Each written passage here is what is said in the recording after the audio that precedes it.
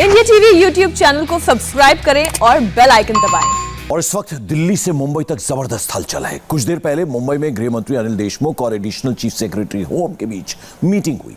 सूत्र बता रहे हैं कि परमवीर सिंह पर कोई एक्शन लिया जा सकता है। आज उद्धव ठाकरे के घर पर बड़ी मीटिंग हुई है। एक और बैठक दिल्ली में शरद पवार के घर पर भी हुई। इनमें अनिल देशमुख पर बातचीत हुई। शिवसेना और एनसीपी देशमुख के बचाव में है, लेकिन सच तो यह है कि उनकी कुर्सी खतरे में है। खतरा इसलिए भी बढ़ गया है क्योंकि पूर्व कमिश्नर परमवीर सिंह ने अब सुप्रीम कोर्ट से सीबीआई जांच की मांग कर दी है। मुंबई में इस समय 3 मोर्चों पर संग्राम छिड़ा हुआ है। बड़े बड़े लोग घिरे हुए हैं। पुलिस और सरकार दोनों की इमेज दांव पर लगी हुई है। एक तरफ है पूर्व पुलिस कमिश्नर परमवीर सिंह, जिन्होंने गृह मंत्री अनिल देशमुख पर 100 करोड़ की वसूली पुलिस वालों से करवाने का आरोप लगाया है। परमवीर सिंह ने आज सुप्रीम कोर्ट में अर्जी देकर देशमुख पर लगाए आरोप की जांच सीबीआई से कराने की मांग की। दूसरी तरफ है गृह मंत्री अनिल देशमुख। एनसीपी ने क्लियर कर दिया है कि देशमुख इस्तीफा नहीं देंगे। देशमुख भी आज सामने आए और अपने ऊपर लगे आरोप पर जवाब दिया। तीसरा मोर्चा है एंटीलिया विस्फोटक और मनसुख मर्डर केस की इन्वेस्टिगेशन का। एटीएस आरोपी विनायक शिंदे को लेकर कल्बा क्रीक पर पहुंची, जहां मनसुख की लाश मिली थी। एनआईए की टीम होटल ट्राइडेंट भी पहुंची, जहां सचिन वाजे रोका करता था। किसी ने सोचा भी नहीं था कि मुकेश अंबानी के घर के बाहर विस्फोटक वाली गाड़ी का केस महाराष्ट्र से लेकर दिल्ली तक के सियासत को हिला देगी। इन दोनों मामलों में कॉमन चेहरा है सस्पेंडेड एपीआई सचिन वाजे। सचिन वाजे पहले ही एंटीलिया विस्फोटक मामले में एनआईए के हिरासत में है, वहीं अब उसका नाम 100 करोड़ के वसूली कांड में भी आ गया है। मुंबई के पूर्व पुलिस कमिश्नर परमवीर सिंह ने सुप्रीम कोर्ट में याचिका दायर कर इस 100 करोड़ के वसूली कांड की पूरी इनसाइड स्टोरी बताई है।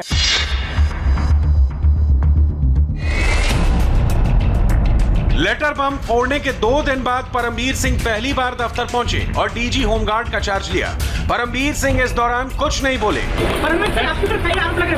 उन्होंने मीडिया के किसी सवाल का जवाब नहीं दिया और चुपचाप ऑफिस में चले गए। फडणवीस से दिल्ली मिले थे। फडणवीस सर क्या दिल्ली में मिले थे? फडणवीस से परमवीर सर आपके पर कई आरोप लग रहे हैं। फडणवीस सर कुछ तो चाहते हैं। परमवीर सर कुछ तो चाहते हैं। परमवीर सर कुछ तो चाहते हैं।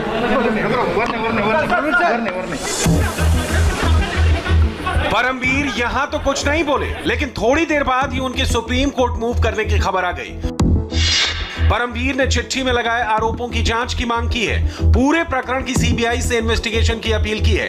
अनिल देशमुख के घर लगे सीसीटीवी फुटेज की जांच की मांग की है।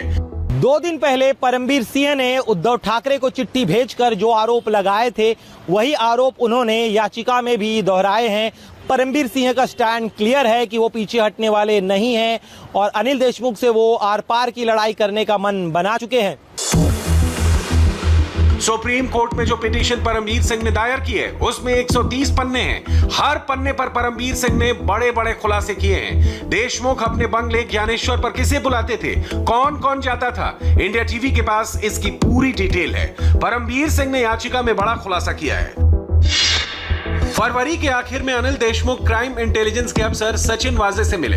बैठक में देशमुख के पर्सनल सेक्रेटरी पलांडे भी मौजूद थे। फरवरी के आखिर में अनिल देशमुख ने हर महीने 100 करोड़ वसूलने की बात कही थी। उन्होंने कहा कि मुंबई में करीब 1750 बार और रेस्टोरेंट हैं। अगर वहां से हर महीने 2 से 3 लाख रुपए वसूले जाएं तो 40 से 50 करोड़ का कलेक्शन हो सकता है। बाकी के 50 करोड़ की वसूली दूसरे जरियों से इकट्ठा किए जाए। सोशल सर्विस ब्रांच के एसीपी संजय पाटिल भी होम मिनिस्टर अनिल देशमुख से मिले थे। एसीपी पाटिल से भी गृह मंत्री के पर्सनल सेक्रेटरी ने 40 से 50 करोड़ वसूली की बात कही थी। मुंबई पुलिस में सचिन वाजे और कमिश्नर लेवल के अफसरों के बीच में 5 और अफसर होते हैं, लेकिन अनिल देशमुख सीधे छोटे अफसरों से मिलते थे और उनसे वसूली के लिए कहते थे। परमवीर सिंह का कहना है कि खुद सचिन वाजे और पाटिल ने यह बात उन्हें बताई थी और इसकी शिकायत परमवीर सिंह ने चीफ मिनिस्टर और डिप्टी सीएम से भी की थी। तब उनका ट्रांसफर कर दिया गया। परमवीर सिंह पर आरोप लग रहे हैं कि खुद को बचाने के लिए वो कहानी बना रहे हैं। सचिन वाजे की करतूत के बारे में वो पहले से जानते हैं। इंडिया टीवी को परमवीर कैंप की तरफ से पक्की जानकारी मिली है। कि जब एंटीलिया के बाहर विस्फोटक मिलने के केस में सचिन वाजे का नाम आया तो परमबीर ने वाजे को घर बुलाकर उससे 2 घंटे बात की थी। परमबीर सिंह ने सचिन वाजे से बार-बार पूछा था कि इस केस में उसका कोई रोल तो नहीं है। वाजे ने हर बार इनकार किया। परमबीर ने दूसरी बार वाजे को तब बुलाया जब उसने अपने व्हाट्सएप स्टेटस पर दुनिया को अलविदा कहने की बात लिखी। परमबीर सिंह ने सचिन वाजे को समझाया कि वो ऐसा कोई कदम ना उठाए। सचिन वाजे के सिर में दर्द था तो परमबीर सिंह ने उसे डिस्प्रिन खाने के लिए भी दी। जब वाजे गिरफ्तार हुआ तो परमबीर ने अपने दोस्तों से कहा कि वाजे ने उनसे झूठ बोलकर उन्हें अंधेरे में रखा। परमबीर सिंह के आरोपों के बाद मुख्यमंत्री उद्धव ठाकरे पर गृहमंत्री अनिल देशमुख को हटाए जाने को लेकर हाई प्रेशर है, लेकिन शिवसेना और एनसीपी गृहमंत्री अनिल देशमुख को पहले ही क्लीन चिट दे रही है। मुंबई में शिवसेना गृहमंत्री अनिल देशमुख को डिफेंड कर रही है तो दिल्ली में शरद पवार 24 घंटे में दूसरी बार अवतरित हुए और उन्होंने आधे अधूरे डॉक्यूमेंट्स के साथ गृहमंत्री अनिल देशमुख का बचाव किया। एनसीपी सुप्रीमो शरद पवार ने 37 मिनट की प्रेस कॉन्फ्रेंस में जो कहा उसमें भी झोल है, लेकिन पहले उनकी बड़ी बातों को देखिए। पवार ने कहा देशमुख के खिलाफ जांच की जरूरत नहीं है, अगर सीएम चाहें तो जांच करवा लें। परमबीर ने आरोप इसलिए लगाए क्योंकि उनका ट्रांसफर किया गया। मिड फरवरी में देशमुख ने सचिन वाजे से कोई मुलाकात नहीं की। देशमुख 5 से 15 फरवरी तक कोरोना की वजह से नागपुर के अस्पताल में भर्ती थे। 16 से 27 फरवरी तक देशमुख घर में क्वारंटीन थे। ऐसे में फरवरी में वाजे और देशमुख की मुलाकात का परमबीर का दावा गलत है।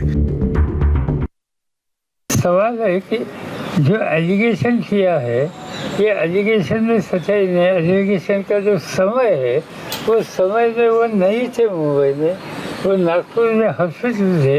ये बात साफ होने के बाद फिर इसमें और कोई एक्सपेक्ट करना ठीक नहीं। बात जांच, अभी जांच की बात इस बारे में तय करना है सीएम साहब को। मैंने कल भी कहा था। अभी जिस समय पवार अस्पताल के दस्तावेज दिखाकर देशमुख के अस्पताल में भर्ती होने का दावा कर रहे थे, ठीक उसी वक्त बीजेपी सोशल मीडिया पर फुल एक्शन मोड में थी और अनिल देशमुख का 15 फरवरी का वीडियो फैला रही थी। पूर्व सीएम देवेंद्र फडणवीस ने सवाल उठाया कि अगर 27 फरवरी तक देशमुख क्वारंटीन थे तो 15 फरवरी को प्रेस कॉन्फ्रेंस कैसे कर रहे हैं।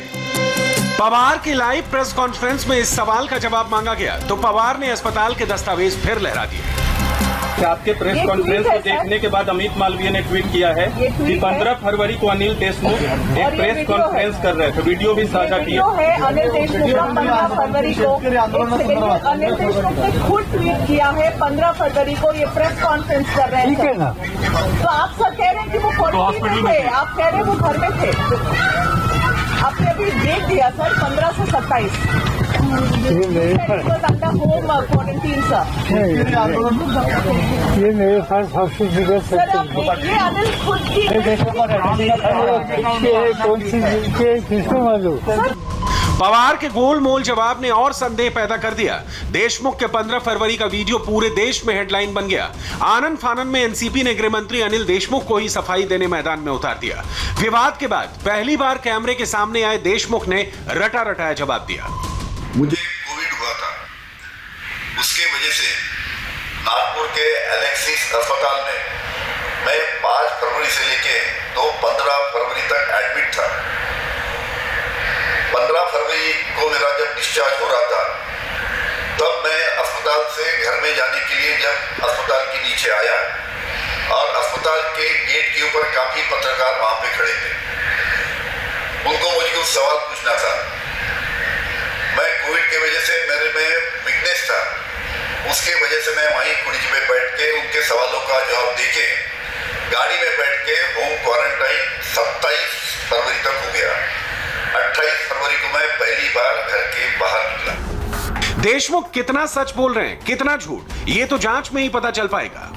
लेकिन इस सियासी नूरा कुश्ती में शिवसेना का रुख हैरान करने वाला है। कल तक संजय राउत परमबीर सिंह की तारीफ कर रहे थे, लेकिन अब उन्हें लग रहा है कि परमबीर विपक्ष का मोहरा है। राष्ट्रवादी कांग्रेस के प्रमुख ने यह तय किया है कि अनिल देशमुख के ऊपर जो आरोप हुए या हो रहे हैं उसमें कोई तथ्य नहीं है और उनकी जांच होनी चाहिए। तो उसमें गलत क्या है? परमबीर सिंह जो मुंबई के एक्स पुलिस कमिश्नर है, उसने जो एक लेटर लेटर बॉम्ब, ऐसे कोई बॉम्ब भी नहीं होता, लेटर बॉम्ब नहीं होता. परमवीर सिंग या क्षणी विरोधी पक्षाचं महत्त्वाचं हत्यार आहे. आजचा आपण अग्रलेख वाचला असेल सामनाचा, त्यात आम्ही स्पष्ट म्हटलेलं आहे की कालपर्यंत विरोधी पक्षाचा परमवीर सिंग यांच्यावरती अजिबात विश्वास नव्हता. महाराष्ट्र सरकार अपने गृह मंत्री के बचाव में पूरी तरीके से आ गई है. अनिल देशमुख की मुश्किलें खत्म हो गई हों, ऐसा बिल्कुल नहीं है. मुंबई का यह वसूली कांड अब देश की संसद में भी गूंजा है. महाराष्ट्र से आने वाले सांसदों ने इस मुद्दे को जब उठाया तो संसद में इसे लेकर जमकर हंगामा हुआ. लोकसभा और राज्यसभा दोनों में 100 करोड़ की वसूली का मुद्दा छाया रहा. बीजेपी सांसदों ने कहा कि पूरे महाराष्ट्र में लूट मची हुई है. अमरावती से आने वाली निर्दलीय सांसद नवनीत राणा और बीजेपी सांसद पूनम महाजन ने सदन के अंदर और बाहर सीधे उद्धव ठाकरे पर अटैक किया. जो व्यक्ति 16 साल सस्पेंड रहा, जो व्यक्ति 60 दिन पुलिस स्टेशन में रहा, जेल में रहा, उसे फिर से रीज्वाइनिंग किस बेस पे की गई? जब बीजेपी की सरकार थी, जब उद्धव साहब ने खुद माननीय देवेंद्र फडणवीस साहब को फोन किया और उन्होंने कहा इस व्यक्ति को, सचिन वाजे को, इनको रीस्टेट कराना चाहिए, रीज्वाइनिंग सर्विस देनी चाहिए, तब आदरणीय फडणवीस साहब ने उन्होंने स्पष्ट नकार दी. उनकी पूरी हिस्ट्री देखते बराबर उन्होंने नकार देते हुए उन्हें ज्वाइनिंग नहीं कराई. जिस दिन उद्धव ठाकरे की सरकार आई, ठाकरे सरकार चेयर पे बैठे, उसी वक्त परम सिंह जी को फोन करके उन्होंने पहला काम कराया कि सचिन वाजे को ज्वाइन करवाइए. वो चर्चा पे हमने अपनी बात रखी और बात रखने के बाद शिवसेना जब वॉकआउट कर रही थी सदन से, तो उन्होंने 2 सेकंड रुक के मुझे, मैंने आपको नाम घड़ी हम वही बता रहे हैं कि अरविंद सावंत 2 सेकंड रुके और उन्होंने स्पष्ट, मुझे पहले भी बहुत सारे थ्रेटनिंग लेटर्स मुझे आए हैं कि जिस चेहरे को लेके इतना गुरूर है, उसी चेहरे को तेजाब से डालकर तुम्हें मार दिया जाएगा, कहीं घूमने के लायक नहीं छोड़ेंगे. आज तो ये सबसे बड़ा टॉर्चर थ्रेटनिंग आपको हाउस के अंदर होता है कि आपको सीधा बोला जाता है कि अगर अब इसके बाद तुम्हारी बारी है और तुम्हें जेल के पीछे हम डालेंगे. बीटी लेवल के आईपीएस ऑफिसर जब कह रहे हैं कि एक एपीआई को 100 करोड़ महीने की वसूली करने कहा जा रहा है, तो आप उसका गणित करेंगे 100 करोड़ इंटू 12 महीने, मतलब आप सोचिए 1200 करोड़. और उसके बाद आने वाले 5 साल जब एक एपीआई से 6000 करोड़ की अपेक्षा हो रही होगी, तो आप सोचिए राष्ट्रवादी कांग्रेस पार्टी एनसीपी के गृह मंत्री और कितने एपीआई से पैसा वसूल करना चाहते हैं, ये भी बहुत सवालिया निशान खड़ा रहता है. मुंबई में पुलिस ने लेकिन उद्धव ठाकरे सरकार पर बीजेपी की तरफ से सबसे बड़ा हमला केंद्रीय मंत्री प्रकाश जावड़ेकर ने बोला. उन्होंने सीधे उद्धव ठाकरे को चैलेंज करते हुए कहा कि उन्हें मुख्यमंत्री पद पर बने रहने का कोई हक नहीं है. जब पुलिस ही बम प्लांट कर रही है तो ये आम बात नहीं है. मुख्यमंत्री को बने रहने का जरा भी अधिकार नहीं है. अगर जन के राज में और जिनका विश्वसनीय आदमी है, अगर उनका जो हैंडल है एक तरह से, उसी को वही अगर प्लांट करता है और ये एटीएस का ही आरोप है, तो ये क्या दर्शाता है, स्थिति क्या है? और अगर पुलिस कमिश्नर गृह मंत्री कैसे वसूली करता है ये अगर बताता है तो उसके साइन से ही आया है ना पत्र. मुंबई में वसूली कांड के सियासी महाभारत के बीच एंटीलिया जिलेटिन कांड और मनसुख हिरेन मौत की इन्वेस्टिगेशन भी फुल ऑन है. इस मामले पर आज 2 बड़ी खबर सामने आई, जिसमें आरोपी विनायक शिंदे को एटीएस की टीम क्राइम स्पॉट पर लेकर पहुंची, तो वहीं दूसरी खबर ये है कि मनसुख और उनके भाई के बीच जो बातचीत हुई है उसकी अहम डिटेल भी सामने आई है. मनसुख मर्डर केस एनआईए को हैंडओवर करने से पहले एटीएस के अफसर सचिन वाजे के क्राइम पार्टनर विनायक शिंदे को लेकर 3 जगह गए. पहले वो सचिन वाजे के घर शिंदे को लेकर पहुंचे, फिर उसे उसी के घर लेकर गए और आखिर में मुंब्रा के कलवा क्रीक लेकर गए, जहां मनसुख का शव मिला था. पूर्व कांस्टेबल विनायक शिंदे को सचिन वाजे का हिटमैन बताया जा रहा है. आरोप है कि वाजे के कहने पर ही विनायक शिंदे ने क्राइम ब्रांच के इंस्पेक्टर तावड़े के नाम से मनसुख को कॉल किया था. बाद में वाजे के कहने पर मनसुख को ठिकाने लगा दिया गया. एटीएस ने विनायक शिंदे के अलावा नरेश बुकी को भी गिरफ्तार किया है. इन दोनों पर एंटीलिया के बाहर विस्फोटक वाली गाड़ी रखने से लेकर मनसुख हिरेन की हत्या तक के आरोप हैं. एनआईए की टीम भी फुल एक्शन में है। एनआईए के अफसर आज होटल ट्राइडेंट पहुंचे। एनआईए को शक है कि जिलेटिन वाली साजिश इसी होटल में रची गई। सूत्रों के मुताबिक सचिन वाजे ट्राइडेंट होटल में 16 फरवरी से 20 फरवरी तक रुका था। इसके बाद ही 25 फरवरी को स्कॉर्पियो कार एंटीलिया के पास छोड़ी गई। एनआईए ने पता किया कि वाजे से मिलने कौन कौन आया। नमस्ते, मैं हूं मीनाक्षी जोशी। वीडियो और खबरों से अपडेट रहने के लिए India TV YouTube channel subscribe करें, बेल आइकन दबाना ना भूलें। जुड़े रहें इंडिया टीवी के साथ।